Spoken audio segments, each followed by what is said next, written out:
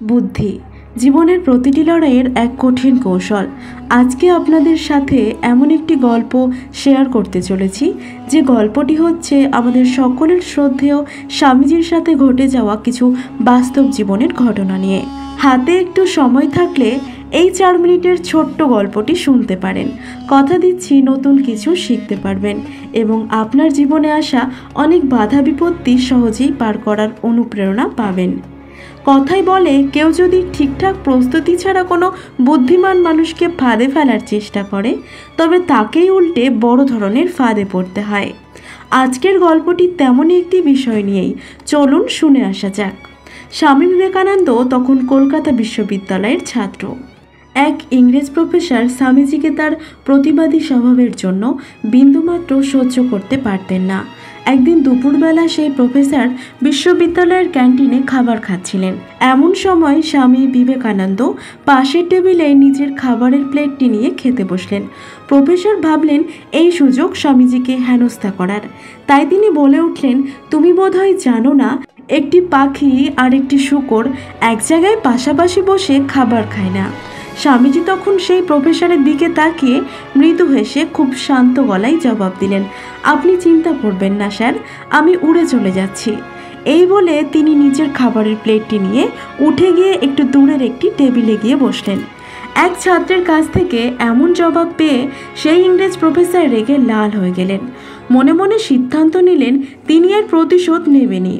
পরদিন ক্লাসে তিনি স্বামীজিকে দাঁড় করিয়ে বললেন, তুমি যদি রাস্তা দিয়ে যেতে যেতে হঠাৎ পাশাপাশি দুটি ব্যাগ দেখতে পাও, যার একটি ভর্তি টাকা আর অন্যটা বুদ্ধি দিয়ে ভরা, তুমি কোন ব্যাগটি নেবে?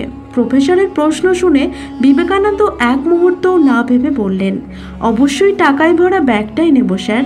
প্রফেসর ভাবলেন এটাই সুযোগ। ভরা ক্লাসের সামনে তিনি স্বামীজিকে ছোট করার জন্য বললেন, ছি ছি, তুমি এত লোভী? সামান্য কটা টাকার জন্য তুমি বুদ্ধিকে রাস্তায় ফেলে দিয়ে চলে আসবে? আমি হলে সবার আগে বুদ্ধি দিয়ে ভরা ব্যাগটাই নিয়ে ফিরতাম। এবারও স্বামীজি বিন্দুমাত্র বিচলিত হলেন না। শান্ত গলায় তিনি শুধু বললেন, আসলে স্যার, যার কাছে যে জিনিসটা নেই সে তো সবার আগে ওই জিনিসটাই তুলবে, তাই না? বিবেকানন্দর এই উত্তর শুনে গোটা ক্লাস হো হো করে হেসে উঠল। প্রফেসর এবার আরও রেগে গেলেন। তিনি সিদ্ধান্ত নিলেন এর জবাব তিনি পরীক্ষার খাতায় ফিরিয়ে দেবেন। কিছুদিন পর পরীক্ষা অনুষ্ঠিত হলো। বিবেকানন্দের খাতা গিয়ে পড়ল সেই প্রফেসরের হাতে। খাতার উপরে ওনার নাম দেখেই প্রফেসর কোনো নাম্বার না দিয়ে লাল কালি দিয়ে বড় বড় অক্ষরে গাধা লিখে দিলেন। পরীক্ষার খাতা হাতে পাওয়ার পর স্বামীজি খাতাটা দেখলেন আর মনে মনে খানিক হেসে নিয়ে সোজা রওনা দিলেন প্রিন্সিপালের কক্ষে। কিছুক্ষণ পর প্রিন্সিপালের কক্ষ থেকে ডাক পড়ল সেই ইংরেজ প্রফেসরের। প্রবেশ করেই প্রফেসর দেখলেন স্বামীজি বসে রয়েছেন সেখানে। প্রফেসরকে দেখে প্রিন্সিপাল বলে উঠলেন, আরে স্যার, এই ছেলে বলছে আপনি নাকি ওর খাতায় শুধু নিজের নামটাই সই করেছেন, কিন্তু নাকি নম্বর বসাতেই ভুলে গেছেন। এরপর প্রিন্সিপাল যেই স্বামীজির কাছে খাতাটা দেখার জন্য চাইলেন, তড়িঘড়ি সেই প্রফেসর স্বামীজির হাত থেকে খাতাটা কেড়ে নিয়ে বললেন, না স্যার, আমি আবার ভালো করে খাতাটা দেখে নেব।